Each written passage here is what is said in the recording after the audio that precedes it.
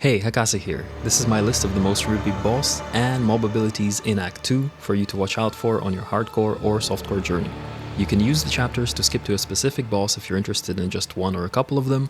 Just as a disclaimer, I'm not going to cover the abilities that are obvious, I'm just going to cover ones that can catch you out and really kill your character. Let's get started. So first up, do not underestimate the Hyena. It's a physical damage boss with huge frontal slams.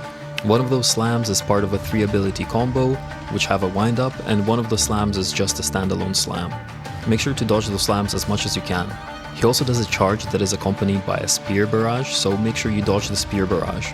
Try not to get distracted by the adds that come in, and make sure to keep dodging those slams. Next up is Balbala. She's an optional boss that gives you access to the trial of the Sekhemas to get your first ascendancy. So in general, as with every optional boss that does not give you passive 3 points, I would suggest that you keep her for later.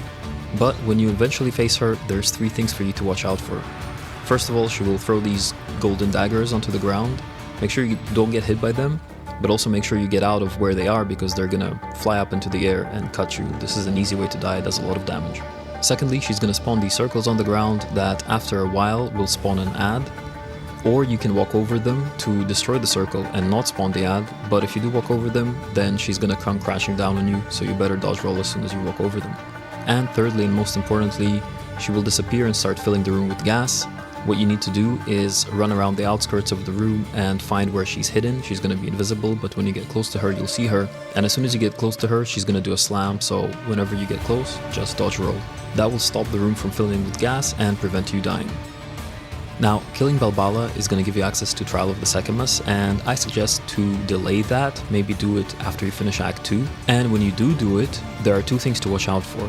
First of which is an affliction that you can get that makes you take 5% of your health as damage whenever any ability hits you. The reason this is dangerous is because there are these vase mobs, and they do a huge amount of small hits very quickly.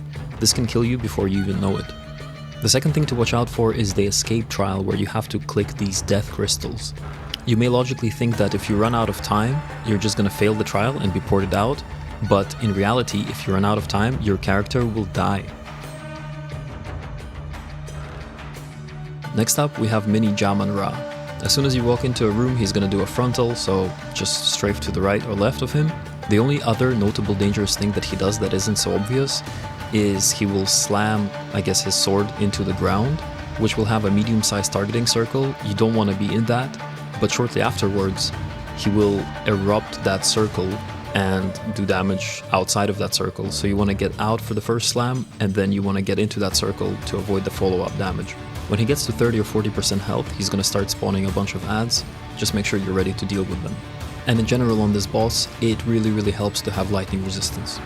So next up we have the Lost City, and in there you'll find a room with this big beetle walking around. When you enter the room, it will spawn a huge number of smaller beetles, so you just don't want to be boxed in by them.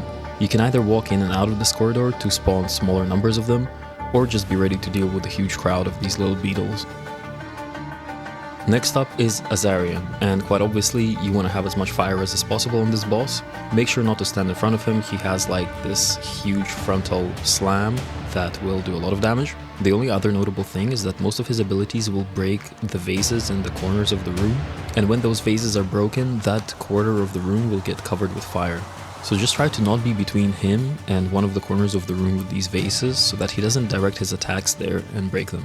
So next up is the Bone Pits, and the only thing I would suggest here is to watch out for these caster mobs. They spawn either meteors that fall from the sky or these little lightning patches, and both of those things can do an unexpected amount of damage to you, especially if you're getting hit by something else. The boss in this area, Ekbab, is actually a double boss. One of the bosses is a caster that does lightning abilities, so have some lightning res, and then there's this Bone Mammoth that does a bunch of frontals.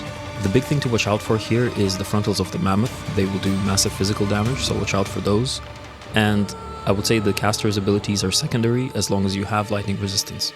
Next up you have the Valley of Titans, and we have these mobs that summon huge skeletons, and they also summon tornadoes. The huge skeletons move very slowly, but they do this frontal where they just fall down. And because they're so big, that fall can kind of box you in, and the tornadoes can box you in, and those things overlapping can kill you. Next up is Zalmarath the Colossus, and this is probably one of the most notorious one-shot bosses in the game. One of his sword slash abilities is bugged and can one-shot you even if it doesn't touch you. I made a whole video about how to avoid this ability, and that's what actually started me on making PoE YouTube videos, and you can find this video linked up in the corner. But the general TLDR is that you just want to stay on his right at all times, because he can do the bugged ability in front of himself or to his left. The other thing you should watch out for is that when he gets low health, he's going to summon some small mobs. These mobs are going to fly in and they explode either when you kill them or just randomly. And when they explode, they do quite a bit of frost damage, and because there's so many of them, a bunch of those explosions happening at once can just one-shot you, and it can also freeze you because it does cold damage, so make sure to have some cold resist. Next up we have the Watchful Twins in Deshar, and this is another optional boss that I suggest you skip. There's two of them and they can move pretty fast, and what they drop is another Jin Barrier, which gives you access to Trial of the Sekhemas, and you don't really need it at that point, so I suggest you skip them. So the next boss is Tor Gul, and Fire Resistance is the name of the game here. He's gonna do these crashes where he just crashes his entire body, and it's gonna happen in any direction, so staying behind him is not quite safe because he can just turn around 180 and crash on top of you. Be ready for that. The other thing he does is this fire breath that rotates, so if you see the wind up, just get behind him and get ready to rotate.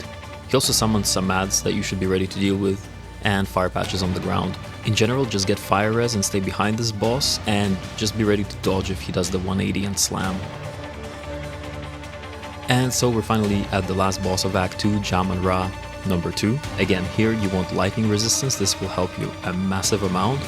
And it's another one of those fights that's a bit longer, and you just want to take your time, dodge the abilities, do not try to burst the boss down unless you have a lot of damage. The notable things to watch out for here is in phase 1, when he does his storm ability, Asala will create a shield that will shield you from that storm ability, so make sure to go stand beside her to hide from the storm, and at the same time a bunch of ads will spawn, so be ready to deal with them.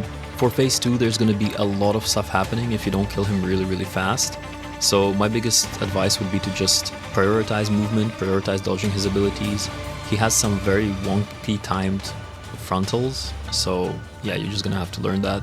But prioritize survival here and whittle him down to get the kill. And now that we're done with Act 2, you can go and check out a similar video that I made for Act 3. See you there.